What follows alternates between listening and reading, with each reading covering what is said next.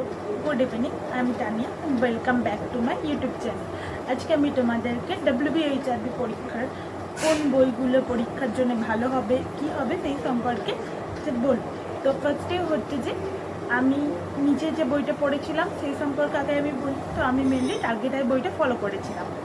Target I বইটা আমি কীভাবে পড়তাম, ফার্স্ট হচ্ছে যে প্রত্যেকটা যে একদম যেখানে ইন্ডেক্স থাকে সেখান থেকে আমি প্রত্যেকটা টপিক পড়তাম, দেখতাম, দেখে সেটা অনুযায়ী আমি যে টার্গেটের সামনের যে এমসিকিউর সামনে যে টেক্সট পার্টটুক থাকতো ওখান থেকে পড়তাম, প্লাস হচ্ছে আমার টেক্সট বই যেগুলো ছিল ওগুলো ফলো করতাম। বা আমি শুধু টেক্সট বই পড়তাম একদমই না, আমি মেনলি টার্গেট আইটাই পড়েছি আর ভিডিও দেখেছি, এই সমস্ত কিছু। আমি কোনো পার্সোনাল কোনো কোচিং কারোর কাছ থেকে কোচিং নিই।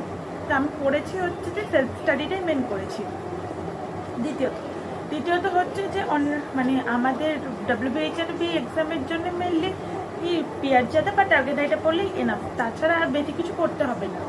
এবার কেউ যদি পড়তে চায় আরও বই আছে, মিশন পরিচারিকা আছে, এনক্লেক্স আছে, তবে টার্গেট আর পিআর জাদা WBHRBর জন্য এনাফ।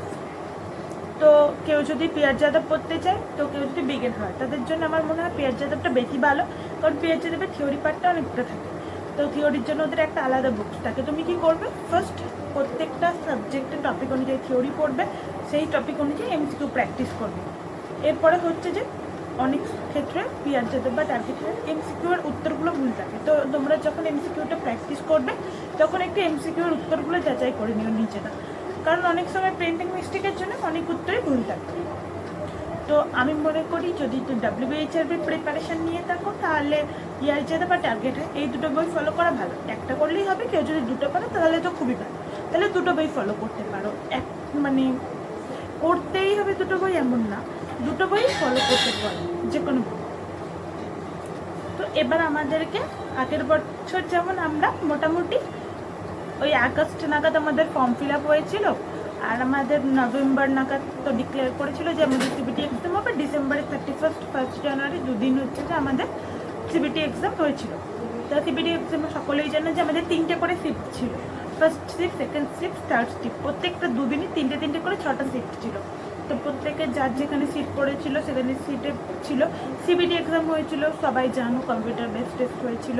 তো কম্পিউটার বেস টেস্ট বলতে প্রত্যেকটা সাবজেক্টের কোয়েশ্চেন ডিভাইডেড করতে দেওয়া ছিল। তার আগে তোমাকে একটা বলে দেওয়া থাকতো একদম প্রথমে যখন তুমি সিবিটি এক্সামটা দেবে, ফার্স্টে হচ্ছে যে বলে দেওয়া থাকতো যে এই টপিকগুলো থেকে মানে এই সাবজেক্টগুলো থেকে এত নম্বরের কোয়েশ্চেন আসছে।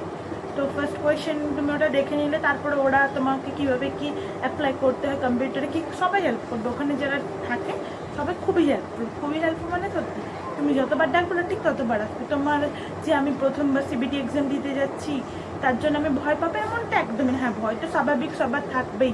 তো ফার্স্টে ডকুমেন্ট ভেরিফিকেশন হয়, তারপরে সিবিটি এক্সামের তো একটা টেনশন থাকে।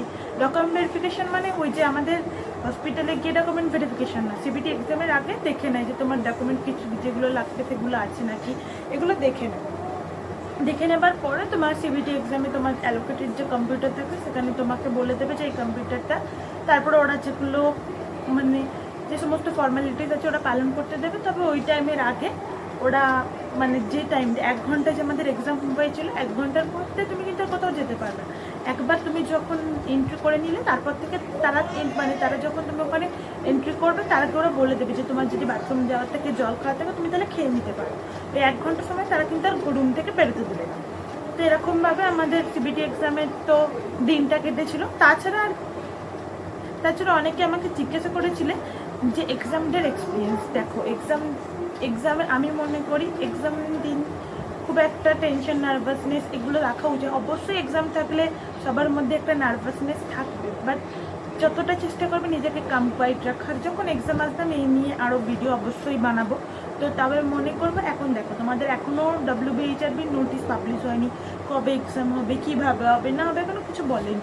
তো এখন তোমাদের মেন কি, তোমরা পড়াশোনাতে ফোকাস করে থাকো, মেন তোমরা পড়াশোনা করতে থাকো। পড়াশোনা করলে হয়ে যাবে মোটামুটি। তোমরা যদি প্রত্যেকটা টপিকের বেস ক্লিয়ার করো, আর কনফিডেন্সটা মেন, যে আমি পারবো, যে পারছে সেও তো মানুষ না, আমিও মানুষ, তাহলে ও পারলে আমি কেন পারবো না, আমিও পারবো। তো সেরকমভাবে তোমরা পড়াশোনাটা কন্টিনিউ করো, আর ভয়ের কোনো কারণ নেই। অনেক টাইম আছে হাতে, টপিকের বেস ক্লিয়ার করো তাহলে। আর দেখো তোমরা যে শুধুমাত্র টার্গেট আইপিআর যাদের করবে ওখান থেকেই পরীক্ষার কোয়েশ্চেন কমন আসবে, একদমই না। আমার তো সব কোয়েশ্চেন আসবে। কেউ যদি বলে যে আমাদের যেহেতু 50টা কোয়েশ্চেন ছিল, 50টাই WBHRB কোয়েশ্চেন যে টার্গেট হাই বা পিআর যাদের থেকে এসেছে, একদম ভুল কথা। ওদের মেন কোয়েশ্চেন যথেষ্ট ট্রিকি ছিল, যে বেস ক্লিয়ার করে গেছে তারা যথেষ্টভাবে পেরেছে। তো আমি মনে করি প্রত্যেকটা টপিকের, প্রত্যেকটা সাবজেক্টের প্রত্যেকটা জিনিস বেসটা ক্লিয়ার করা উচিত। হ্যাঁ, অনেকে আমাকে এটাও মেসেজ করেছিলে, দিদি তুমি কত র্যাঙ্ক করেছো, বা দিদি তুমি হচ্ছে যে কোথা থেকে পড়েছো।